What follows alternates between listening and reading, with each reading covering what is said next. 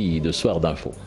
Merci bien, cher Tidiane Diao. Et notre deuxième invité, Matar Dabo, qui est le secrétaire général du syndicat des cadres et employés de l'administration publique. Bonsoir, monsieur Dabo, et merci d'être avec nous. Bonsoir, madame. On va d'abord commencer par l'actualité phare du jour, la suspension de l'acquisition de véhicules administratifs par le chef de l'État. Comment vous avez accueilli cette mesure?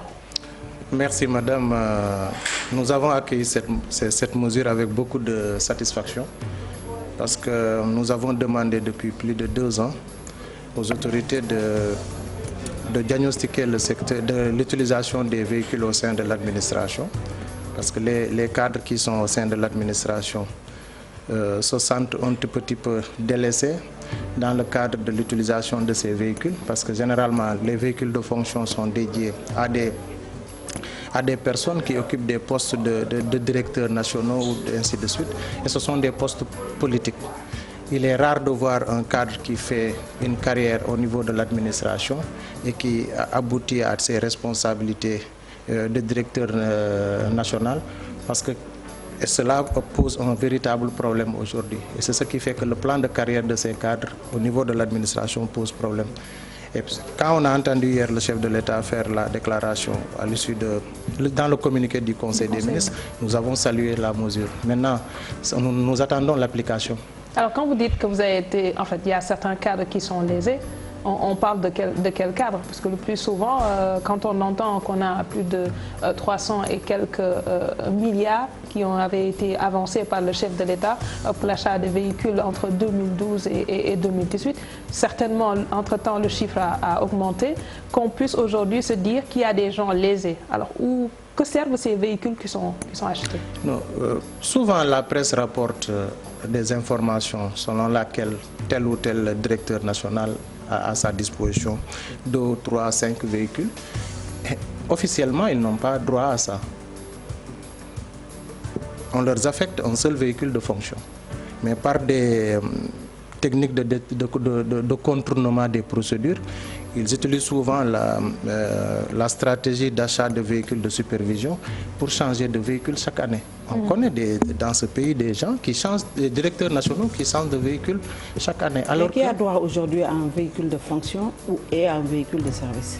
C'est quoi la différence? Officiellement, dans les notes de nomination, on précise que tel directeur national doit bénéficier d'un véhicule de fonction, avec même le carburant qui doit l'accompagner. Pour les véhicules de service, ça doit être mis à la disposition du service. Mais qu'est-ce qu'on constate? C'est là où il y a le détournement d'objectifs la plupart du temps. Les gens prennent les véhicules de service comme des véhicules de fonction. Et c'est à ce niveau qu'on constate le manque de contrôle interne au sein des entités de l'administration. Parce que c'est-à-dire se laisser aller a abouti aujourd'hui à cette situation que nous vivons. Qu'est-ce qui l'explique, puisqu'il y a un cadre réglementaire qui est là depuis 2008? Oui, c'est ce que je dis. C'est-à-dire, s'il y a une faiblesse, une insuffisance de contrôle interne, on peut trouver la réponse à ce niveau. Parce qu'il faudrait que les gens puissent faire correctement leur travail. Mais généralement, si le contrôleur en personne qui n'a pas droit à un véhicule de fonction, on lui affecte un véhicule de service qu'il utilise comme véhicule de fonction et il n'est pas lui-même contrôlé, il peut fermer les yeux sur beaucoup de choses. Et c'est ce qui, c'est ce qui handicape aujourd'hui notre administration. Si nous voyons cette gabegie, ça nous fait mal parce que les agents de l'administration sont en train de demander de se battre pour la révision du système de rémunération. Certains se battent pour, la mise en œuvre des accords signés. Si parallèlement on se rend compte qu'au niveau de l'administration, il y a toujours cette gabegie avec les véhicules de l'administration. Et ces gabegies, généralement, je le répète, ce sont les postes politiques au sein de l'administration. Et votre responsabilité par rapport à cela, parce que vous avez fait le constat, et pourtant vous ne le dénoncez pas. Qu'on attende que l'autorité se prononce alors que vous êtes des acteurs sur le terrain, vous voyez ce qui se passe et que vous ne dites rien. Non, si vous dénoncez, on vous colle le fait que vous êtes tenu par l'obligation de réserve et de discrétion. Les textes qui protègent les agents, parce qu'il y a un protocole de la CEDEAO qui demande à tous les agents de l'administration, s'ils sont au courant de quelque chose qui ne va pas, de pratiques malsaines, ils ont le droit de le dénoncer. Mais ce même texte devrait être accompagné par un décret en interne qui leur donne une immunité. C'est ce qui peut permettre à l'administration de corriger ces dysfonctionnements. Mais ça ne se passe pas comme ça. Aujourd'hui, vous dénoncez cette pratique, on porte plainte contre vous pour diffamation. Vous risquez votre poste. Vous risquez votre poste. Et c'est la raison pour laquelle les agents de l'administration peuvent, dans le cadre des missions des corps de contrôle, donner les informations. Maintenant, si ces rapports issu de ces corps de contrôle n'est pas bien utilisé par qui de droit, mais il revient de la responsabilité de l'utilisateur, du destinataire de ces rapports, de tirer toutes les conséquences. Autre chose qui choque beaucoup de Sénégalais, c'est qu'on a des véhicules de luxe qui circulent à Dakar et c'est la plupart du temps des directeurs de services ou autres qui les conduisent en ville. Conduire ce type de véhicule au Sénégal semble être indécent. Comment on peut se permettre certaines choses? Moi, je crois qu'il y a eu des dérives dans le cadre, parce qu'on peut tout dire au président Diouf, il avait quand même laissé une administration solide sur le plan des procédures. Le président Abdou Diouf, quand il est venu, il avait trouvé une administration qui était un tout petit peu dans la rue, à cause des mauvais traitements de salaire qu'ils ont, mais aussi, ils n'avaient même pas de bons véhicules à l'époque. En 2000, les bons véhicules qui circulaient à Dakar appartenaient aux ONG. Et il a voulu transformer l'image de l'administration, c'est-à-dire redorer le blason de l'administration. Et les gens en ont profité pour aller vers des dérives. Et ces dérives ont continué avec l'avènement du président Macky Sall. Mais justement, avant, on avait les véhicules de l'administration, on pouvait les identifier par des AD. Maintenant, il y a des véhicules de l'administration qui circulent sans immatriculation. C'est là où démarre toute la dérive ou toutes les dérives. La plupart des véhicules de l'administration qui sont utilisés par les bénéficiaires en y mettant leur plaque de véhicule particulier, qui se substitue à la plaque, au numéro que l'État leur a affecté, parce que quand on demande une autorisation d'achat de véhicules à la présidence, l'accord est accompagné de votre numéro d'immatriculation. Maintenant, souvent, les gens, pour frimer, utilisent ces genres de pratiques malsaines en utilisant le motif comme quoi il y a des émeutes en ville souvent. Donc souvent à l'université il y a des émeutes, il faut banaliser les véhicules, mais il faudrait que tout cela s'arrête. C'est l'État qui a laissé faire. C'est l'État qui a laissé faire. Il devait y avoir un contrôle sur le Effectivement, à ce niveau, c'est l'État qui a laissé faire. On a une administration budgétivore. Binta, ça fait quelques mois, on nous parlait de factures téléphoniques. Il y a également les véhicules dépensés. Entre-temps, on nous parle aujourd'hui d'achat de véhicules. On n'a pas une idée de la manne financière qui est consacrée au carburant, à l'entretien et autres. On veut une administration performante, mais nous, on a l'impression qu'on a une administration qui est là que pour consommer l'argent du contribuable.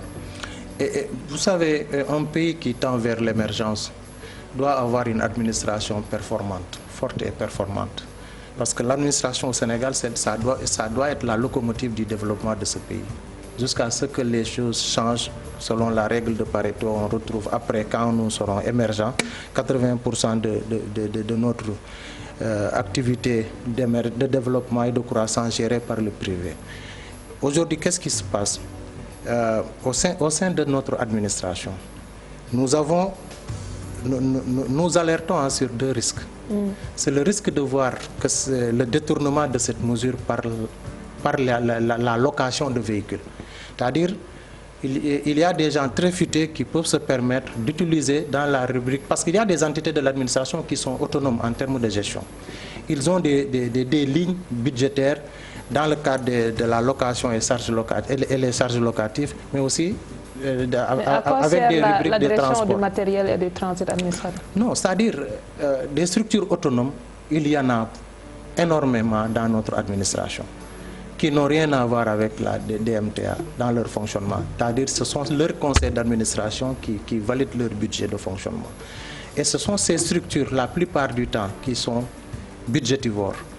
Parce que le fonctionnaire n'est pas bien payé au Sénégal. Mais allez-y au niveau des structures du secteur parapublic. Vous trouverez c'est-à-dire des traitements qui frisent un tout petit peu,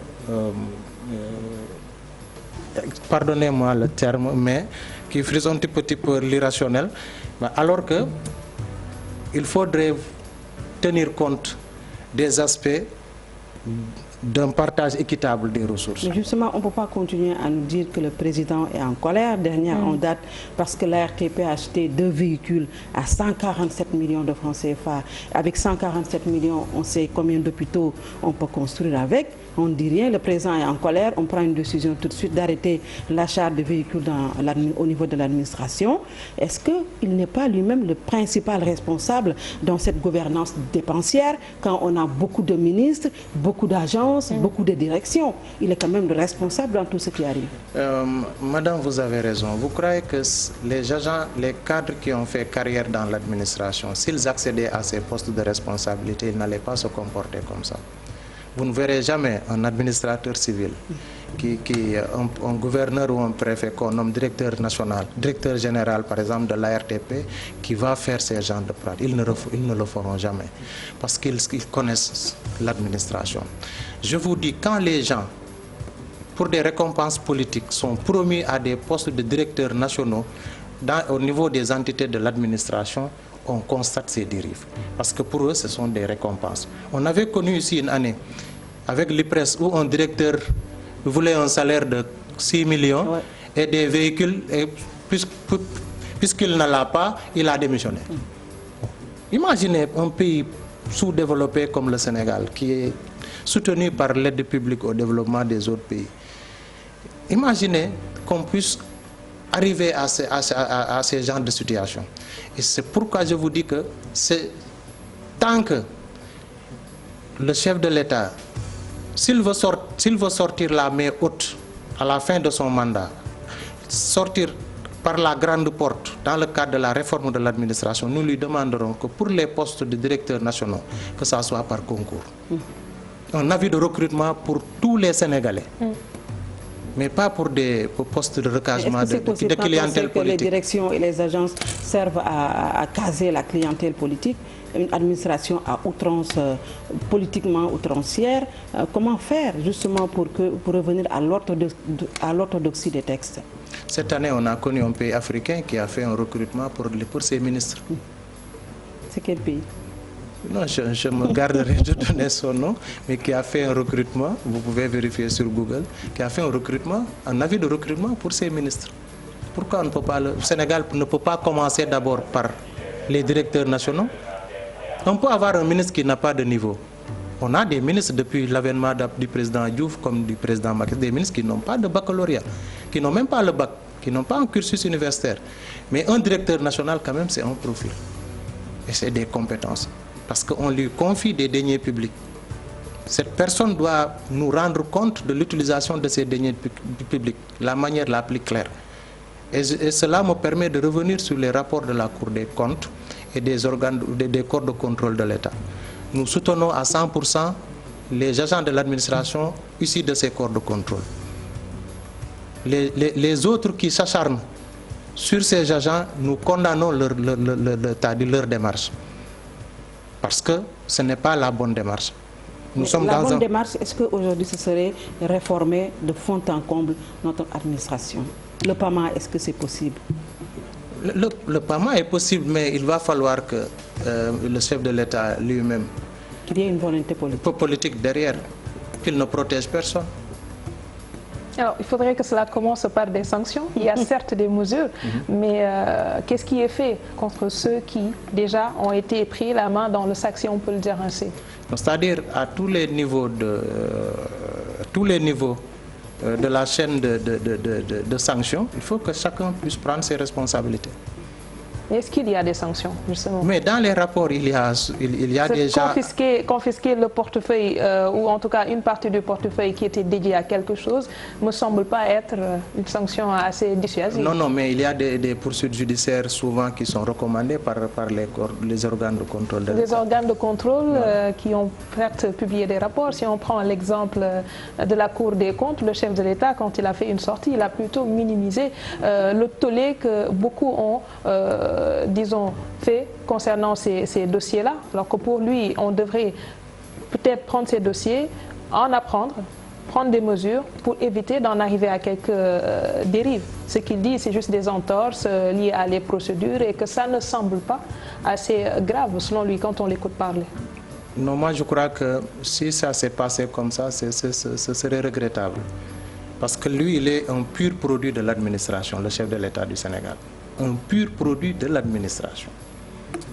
Donc aujourd'hui, il était dans une entité du secteur parapublic.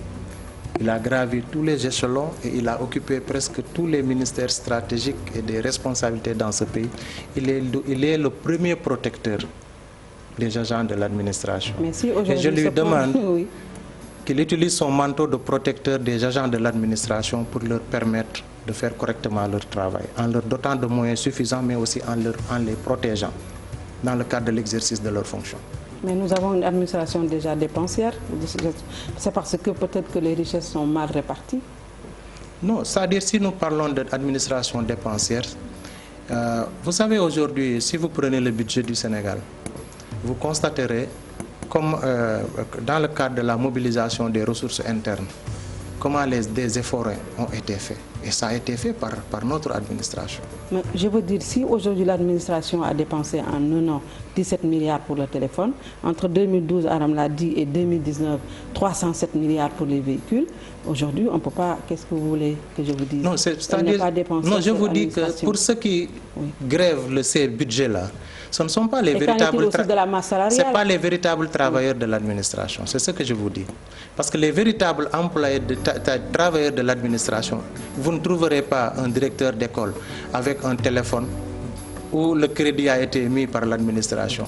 Vous ne trouverez pas un médecin, chef de district, avec un téléphone portable où les crédits ont été mis à sa disposition par l'administration, ainsi de suite, ainsi de suite. Les agents de la pêche, de l'agriculture qui sont sur le terrain, ils utilisent leur propre téléphone.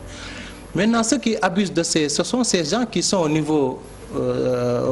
niveau stratégique, au niveau central et qui bénéficient de ces postes de responsabilité. Les directeurs généraux. Effectivement, effectivement. Alors, on a un extrait du directeur du matériel et du transit administratif qui est avec nous, avec l'un de nos reporters, j'y arrive, Maguette Sène, pardon, que nous écoutons.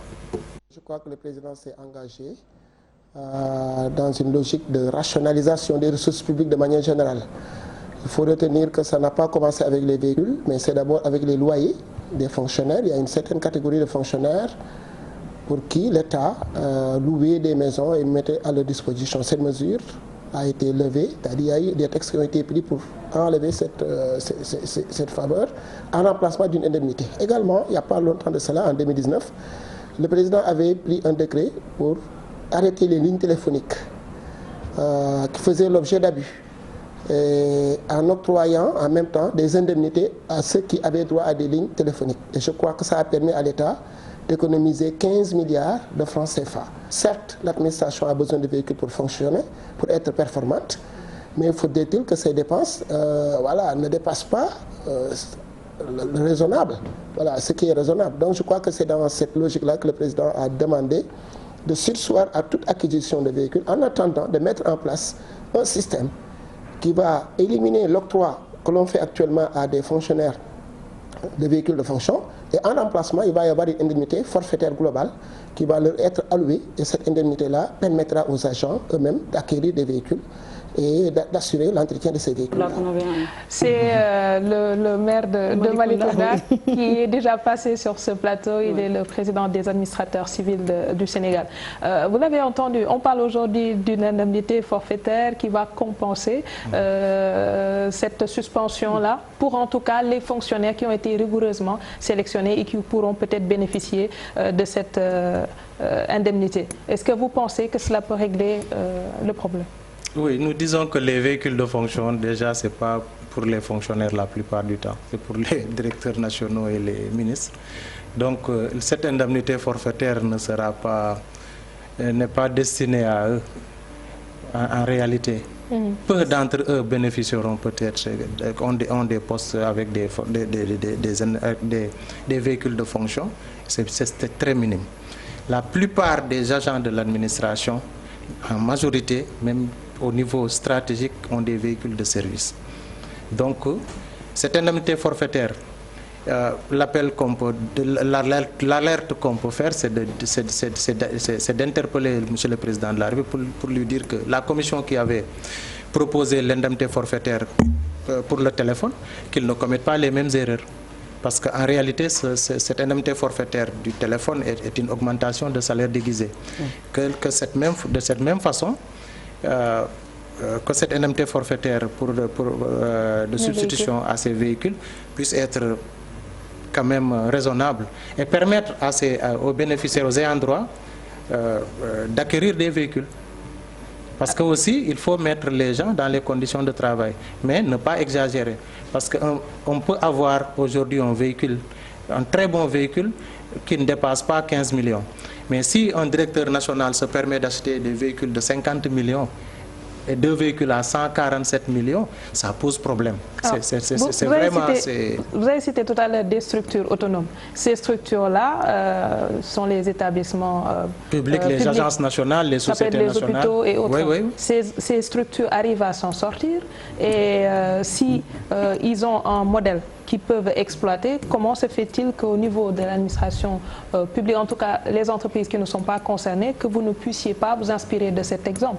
Il y a un conseil d'administration au niveau de ces structures et quand il y a des dépenses de ce genre à faire, certainement les gens échangent avant de faire sortir un budget. Alors que là, j'ai comme l'impression qu'on ne laisse la décision qu'au directeur général ou au chef d'agence qui peut se permettre de prendre une décision qui peut ne pas conforter tout le monde. Non, dans les structures du secteur parapublic, ces structures autonomes, c'est peu de structures qui s'en sortent, hein, qui sont autonomes même dans le cadre des ressources pour leur fonctionnement. La plupart de ces structures autonomes, c'est l'État, c'est le budget national que vous voyez, comment dirais-je, une partie du budget national qui est allouée au fonctionnement de ces structures. Ils reçoivent des crédits issus du budget voté par l'Assemblée nationale pour leur fonctionnement, que ce soit les hôpitaux, que ce soit les autres structures. Peu d'entreprises du secteur parapublic, on peut par exemple parler des sociétés nationales, on peut parler de quelques agences nationales comme l'ARTP, ainsi de suite, mais c'est différent parce qu'eux, ils ont des sources de revenus à travers des redevances. Des structures du secteur parapublic, par exemple l'agence de la case des tout-petits, n'a pas de produits à vendre pour récupérer par exemple en contrepartie des revenus.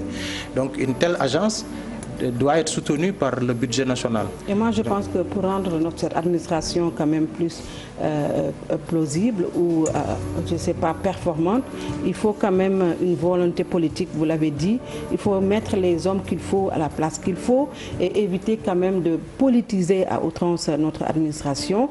Et puis on a bien vu des étudiants sortir de l'université et être bombardés directement, directeur d'une agence et même directeur général d'une société. C'est quand même grave, il faut donner du respect à notre administration. Moi je crois que si Monsieur le Président de la République, je n'ai pas de conseil à lui donner, j'espère qu'il a suffisamment de conseils autour de lui. Mais je lui dirais tout simplement, quand il y a une base politique d'un responsable de sa mouvance présidentielle qui déclare « nous revendiquons un poste juteux pour notre leader », qu'il mette un croix sur ce leader dans le cadre des nominations. Parce qu'il doit savoir que la population doit être très mécontente de ce leader. C'est-à-dire, même les agents de l'administration doivent être très mécontents de cette démarche. On ne vient pas dans l'administration pour s'enrichir. Celui qui veut s'enrichir au niveau de l'administration, tu quittes, tu vas dans le privé. Merci beaucoup. Donc, c'est ce que je... Merci Matar Davo, merci également à Binta Diallo et à vous qui nous suivez de partout. Un peu plus tard, retrouvez Papa Abdoulaye Der et son équipe, ou plutôt demain. Demain, on se donne rendez-vous pour le dernier numéro de la semaine, puisqu'on est jeudi. Passez d'excellents moments en compagnie de nos programmes.